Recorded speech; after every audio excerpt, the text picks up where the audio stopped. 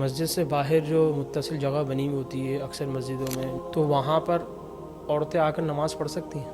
آپ صلی اللہ علیہ وسلم نے فرمایا کہ عورت کی وہ نماز جو صحن میں ہو، یعنی جو عورت کی نماز کمرے میں ہو وہ صحن سے بہتر ہے۔ یہ کہ اگر کوئی شخص اپنی بیوی کو طلاق دے تو اس کے لیے ضروری ہے کہ اس کی موجودگی میں اس کے سامنے دے، یا اس کے پیٹھ پیچھے بھی دے سکتا ہے کہ بیوی کو علم نہ ہو؟ یہ طلاق واقع ہو جائے گی؟ اس کو کھارے پانی کو آر او کر کے بیچا جاتا ہے، تو یہ کہنا اس میں درست ہوگا کہ یہ میٹھا پانی ہے؟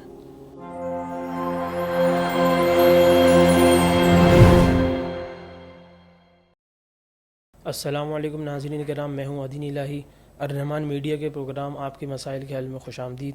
آج ہمارے ساتھ مہمان گرامی موجود ہیں مفتی ابراہیم جمال صاحب۔ السلام علیکم ورحمۃ اللہ وبرکاتہ۔ وعلیکم السلام ورحمۃ اللہ وبرکاتہ۔ مفتی صاحب، سوالات کا آغاز کرتے ہیں۔ پہلا سوال یہ ہے کہ مسجد سے باہر جو متصل جگہ بنی ہوئی ہوتی ہے اکثر مسجدوں میں، جو برآمدہ جسے کہتے ہیں، تو وہاں پر عورتیں آ کر نماز پڑھ سکتی ہیں؟ بسم اللہ الرحمن الرحیم۔ دیکھیں، اللہ کے نبی علیہ الصلوۃ والسلام کے زمانے میں عورتیں مسجد جایا کرتی تھیں نماز کے لیے، لیکن اس کے بعد صحابہ کرام خصوصاً عمر رضی اللہ تعالیٰ عنہ سے اور ان کے بعد دیگر صحابہ کرام سے اور پھر فقہاء نے زمانے کے فتنوں کا خیال رکھتے ہوئے کہ زمانہ جو ہے وہ پرفتن ہو گیا ہے، اب اس جیسا دور نہیں رہا جو اللہ کے نبی علیہ الصلوۃ والسلام کے زمانے میں تھا، تو پھر صحابہ نے منع فرما دیا، صحابہ سے بھی منع فرمانا ثابت ہے اور پھر فقہاء نے بھی منع فرما دیا کہ بھئی عورتیں نماز کی غرض سے گھروں سے نہ نکلیں۔ اور خود اللہ کے نبی علیہ الصلوۃ والسلام کی بھی حدیث ہے، آپ صلی اللہ علیہ وسلم نے فرمایا کہ عورت کی وہ نماز جو صحن میں ہو، یعنی جو عورت کی نماز کمرے میں ہو وہ صحن سے بہتر ہے، اور پھر بند کمرے کے اندر جو ہو وہ کھلے کمرے سے بہتر ہے، یعنی جتنی چھپ کر ہو، مفہوم عرض کر رہا ہوں حدیث کا، جتنی چھپ کر نماز پڑھے عورت وہ سب سے زیادہ افضلیت والی ہے۔ تو اس لیے عورتوں کا جو ہے وہ مسجد یا مسجد کے ساتھ متصل کسی برآمدے وغیرہ میں نماز کے لیے جانا، یہ مطلب منع فرمایا اس سے، لیکن بہرحال اگر گئی نماز پڑھ لی تو نماز ہو جائے گی، اس میں کوئی حرج نہیں۔ اچھا، اگر کسی شخص نے نماز میں سورہ فاتحہ کے بعد کوئی سورت ملانا بھول گیا یا قرات کرنا بھول گیا سورہ فاتحہ کے بعد، تو اس کے لیے کیا حکم ہے؟ نماز ہو جائے گی یا کیا لیکن کرنا پڑے گا؟ نماز کے اندر ابتدائی 2 رکعتوں میں سورہ فاتحہ کے بعد دوسری سورت ملانا یہ واجب ہے، اور اگر کوئی شخص بھول جاتا ہے واجب تو اس صورت میں اس کے لیے حکم یہ ہے کہ آخر میں سجدہ صاحب کر لے، اور اگر سجدہ صاحب بھی نہیں کیا تو پھر جب تک وقت باقی ہے اس وقت تک اس نماز کا اعادہ کر لے، دہرا لے، اور اگر وقت ختم ہو گیا تو پھر اب دوبارہ اعادے کی بھی ضرورت نہیں ہے، نماز ہو گئی۔ اچھا، ایک سوال یہ ہے کہ اگر کوئی شخص اپنی بیوی کو طلاق دے تو اس کے لیے ضروری ہے کہ اس کی موجودگی میں اس کے سامنے دے، یا اس کے پیٹھ پیچھے بھی دے سکتا ہے کہ بیوی کو علم نہ ہو؟ یہ طلاق واقع ہو جائے گی؟ جی، طلاق واقع ہونے کے لیے سامنے عورت کا ہونا، بیوی کا ہونا یہ ضروری نہیں ہے، بلکہ اگر کہیں جو ہے وہ غائبانہ طلاق دے اور پھر اس کے بعد اس کی اطلاع بیوی تک پہنچا دے تو وہ بھی طلاق واقع ہو جائے گی۔ اچھا، نماز کے دوران اگر کسی شخص کے شلوار قمیض کے یا شرٹ کے کف موڑے ہوئے ہوں تو اس کو نماز کے دوران اگر کسی نے سیدھے کر لیے تو نماز چھوٹ جائے گی؟ اور یہ بھی بتائیے گا کہ سیدھے کرنے چاہیے؟ دیکھیں، نماز ایسی حیت میں پڑھنا جو نامناسب حیت ہو، یعنی جس حیت میں بندہ دوسروں کے سامنے جانے سے کتراتا ہے کسی دعوت وغیرہ میں، تو ایسی حیت پہ نماز پڑھنے کو فقہاء نے مکروہ لکھا ہے۔ تو یہ جو کف مرے ہوں، آستینیں جو ہے وہ اوپر کو چڑھی ہوں، تو یہ ایک نامناسب حیت ہوتی ہے، اس حیت پہ نماز پڑھنا جو ہے وہ مناسب نہیں ہے، مکروہ ہے۔ البتہ اگر کسی کی یہ حالت ہو تو آیا نماز میں کرنا چاہیے یا نہیں، تو اگر تو آسانی سے ہو سکتے ہوں، یعنی بغیر کسی عمل کثیر کے، بغیر کچھ جو ہے وہ جسے کہیں کہ بغیر نماز میں خلل آئے کہ نماز بھی نہ ٹوٹے اور خشوع و خضوع میں فرق نہ پڑے، اگر ہو جازم ہو تو کر لے، اور اگر اتنا زیادہ ہو کہ وہ پورا عمل کثیر ہو جائے گا، نماز ٹوٹ جائے گی، تو پھر نہ کرے۔ اور یہی حکم ہوگا کہ اگر کیا اور اتنا زیادہ طریقے سے کیا کہ عمل کثیر ہو گیا کہ دوسرے دیکھنے والے نے یہ محسوس کیا تو نماز میں ہی نہیں ہے، تو اس صورت میں پھر نماز ٹوٹ گئی، نماز ہی نہیں ہوئی۔ اور اگر ایسا نہیں ہوا، ہلکے سے تھوڑا سا کر لیا، تو اس صورت میں پھر نماز ہو گئی، ٹھیک ہے۔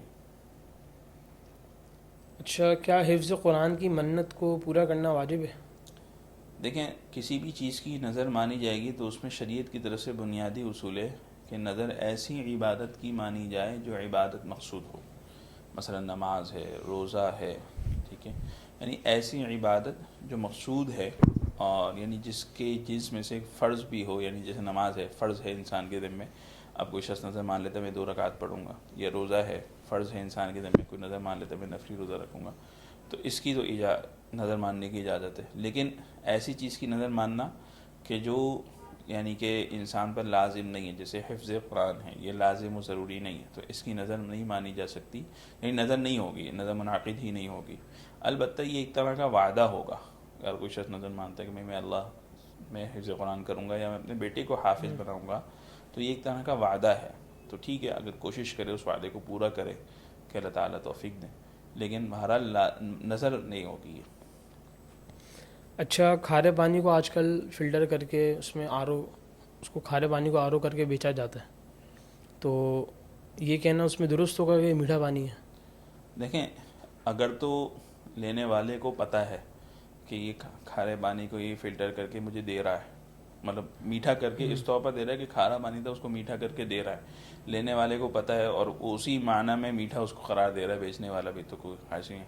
لیکن اگر وہ اس کو یہ کہتا ہے مطلب یہ تھا ہی میٹھا پانی، مطلب کھارے کو فلٹر میں نے نہیں کیا، تھا ہی میٹھا پانی، تو پھر یہ گویا دھوکہ دہی ہے، اس کی اجازت نہیں ہوگی. لیکن بہرحال بیچ دیا اگر، تو بیچنا صحیح ہے، خریدار کا خریدنا صحیح ہے، اس کی کمائی جھوٹ بھی کا صحیح گناہ ہے. ملے گا. ہاں، دھوکہ دہی کا، جھوٹ کا گناہ ملے گا اگر یوں کہا کہ بھئی یہ ہے ہی میٹھا پانی، گویا ابتدا سے ہی یہ میٹھا تھا. اچھا، کسی کی حالت سفر میں نماز قضا ہو گئی تو پھر وہ واپسی اپنے ملک آ گیا یا اپنے شہر، تو پھر جو وہ قضا ادا کر واپسی جب پڑھ رہا ہے تو وہ حالت سفر والی نماز ادا کرے گا یا حالت اقامت والی نماز ادا کرے گا؟ دیکھیں، جس جگہ جس حالت میں نماز قضا ہوئی ہو اس حالت کا اعتبار ہوتا ہے، جس وقت قضا کر رہا ہے اس حالت کا اعتبار نہیں ہوتا. یعنی اگر ایک شخص مثال کے اوپر مقیم تھا، یعنی اپنے شہر میں نماز قضا ہو گئی، اب وہ سفر میں ہے اور پچھلی نماز قضا ادا کرنا چاہ رہا ہے، اس کے پاس وقت ہے، تو وہ مقیم والی نماز ہی ادا کرے گا. اگر حالت سفر میں نماز قضا ہو گئی، گھر پہنچ کے ان نمازوں کی قضا کرنا چاہ رہا ہے، تو حالت سفر میں جو نمازیں جس انداز میں پڑھنی تھی، یعنی 2 کر کے پڑھنی تھی، تو وہ 2 ہی رکعتیں ادا کرے گا، یعنی حالت سفر والی نماز قضا کرے گا. یہ اعتبار نہیں ہوگا کہ بھئی ابھی تو حالت اقامت میں ہے، یعنی اپنے گھر میں ہے، مقیم ہے، تو مقیم والی نماز ادا کرے، ایسا نہیں ہے. یعنی جس حالت میں نماز قضا ہوئی ہے اس حالت کا اعتبار ہوگا. اچھا، کسی شخص نے کسی دوسرے ملک کی نیشنلٹی حاصل کر لیا اور تو وہ دوسرا ملک اس کے لیے وطن اصلی بن جائے گا؟ لیکن صرف نیشنلٹی حاصل کرنے سے تو وطن اصلی نہیں بنا کرتا. بندہ مکمل طور پر وہاں شفٹ ہو جائے اس کے اپنے گھر والوں کو لے کر کے، اور جو پچھلا ملک تھا اس سے گویا تعلق ختم کر لیا، یا تعلق ہے لیکن وہاں اپنا گھر باہر لے لیا، اپنا جو ہے وہ ساری گھر والے اس کے وہاں پہ آ گئے، تو پھر وہ وطن اصلی بنے گا شفٹ. لیکن صرف نیشنلٹی مل جانے سے وطن اصلی نہیں بنا کرتا. اچھا، شریعت کے اندر کتنے دن تک اگر کوئی شخص غمگین ہے یا اس کو صدمہ پہنچا ہے تو کتنے دن تک سوگ منانے کا حکم ہے کہ اتنے دن تک آپ سوگ میں یا غم کا اظہار کر سکتے اس کے بعد گناہ دیکھیں، شریعت میں جو سوگ منانا ہے وہ 3 دن کا حکم ہے. 3 دن تک بس سوگ منا سکتے ہیں، اس سے زیادہ کی اجازت نہیں ہے، سوائے ایک صورت کے کہ جب کہ کسی عورت کے شوہر کا انتقال ہو جائے، تو وہاں پہ شریعت نے اس عورت کو حکم دیا کہ 4 مہینے 10 دن کی عدت گزارے گی. تو یہ سوگ منائے گی، وہ اپنے شوہر کی وفات کا عدت گزارے گی. صرف وہاں پہ 4 مہینے 10 دن تک اس کو حکم دیا گیا. اس کے علاوہ دیگر ساری صورتوں میں شریعت 3 دن سے زیادہ سوگ منانے کو منع فرماتا ہے. اچھا، اگر کوئی شخص بچوں کی ذمہ داری کی وجہ سے حمل ضائع کر رہا ہے تو اس کا کیا حکم ہے شریعت میں؟ دیکھیں، شریعت کی طرف سے بنیادی نظریہ یہی ہے کہ بھئی اصل جو رازق ذات ہے وہ اللہ تعالیٰ کی ہے.